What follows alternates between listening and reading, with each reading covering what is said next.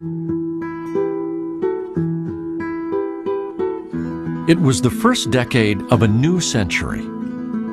A young architect named Frank Lloyd Wright harbored a vision of a new American building that would dispense with historical references and exploit new technologies and plans.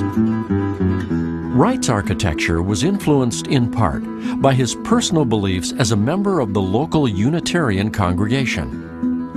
In 1906, Wright was asked by his minister to submit a plan for a new church building. The importance of this building in the development of early modern architecture, particularly American architecture, cannot be underestimated. It was seen by Wright, even at the time, as being one of his most important works. Therefore, one has to acknowledge the fact that this is not only one of Wright's most important buildings, but one of the most important buildings in the United States, certainly of the early 20th century. It has to do with going beyond oneself and seeing the significance of a building like this and its contribution to our collective cultural heritage. This building speaks not just to its congregation, not just to the people of Oak Park, and not just to the people of the greater Chicago area, but indeed to the world.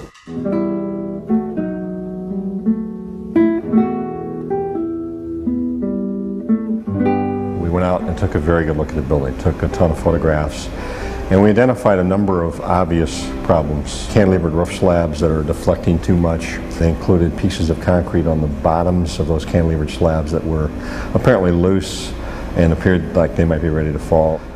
We have a two-way network of concrete beams that frame across the top of the temple here. You'll see some obvious distress. There's a crack on that wall to the right. And if you look right over our head here, we have obvious peeling paint. This is a very unique and very historic building in the sense that it's recognized by most people as the first application of concrete, reinforced concrete, as both a structural element as well as an architectural element.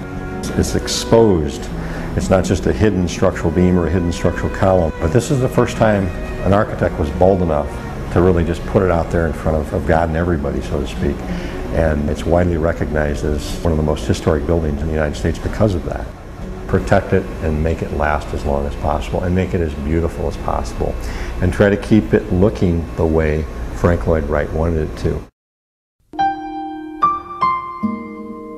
Future generations want to be able to come here and experience this wonderful space, understand what it was that Frank Lloyd Wright was trying to achieve with it, and to get the sense of continuity of the legacy of Wright and this building in the history of modern architecture.